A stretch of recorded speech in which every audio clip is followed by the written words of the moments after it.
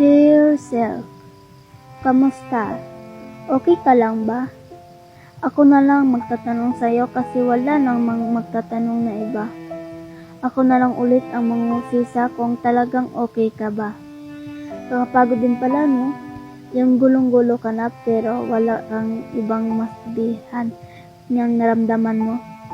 Ang gusto mo sanang sabihin ang mga nanakit mo kaso walang available na makikinig sa'yo. Ang sarap sanang magkwento kaso wala namang handang makinig sa mga hinaing mo. Para yung tipong sarili mong problema, sarili mo rin comfort. Sa umagang pilit kang bumangon kahit pagod ka na.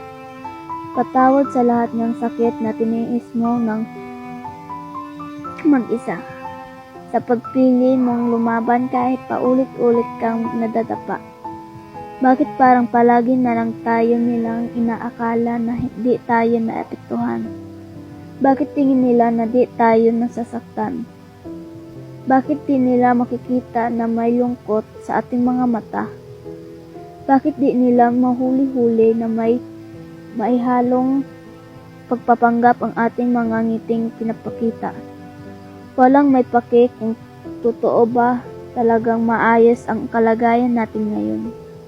Nakasawa na rin maghintay na may magtanong na kamusta. Kaya pipilitin na lang natin maging okay, huwag lang akong umasa.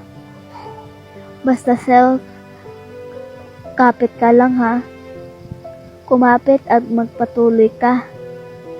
Pahinga ka lang kung pagod ka na pero di susuko. Sa laban niyang buhay atin itong maipapanalo. Lubos na nagmamahal at magtitiwala sa'yo. Walang iba kundi ako.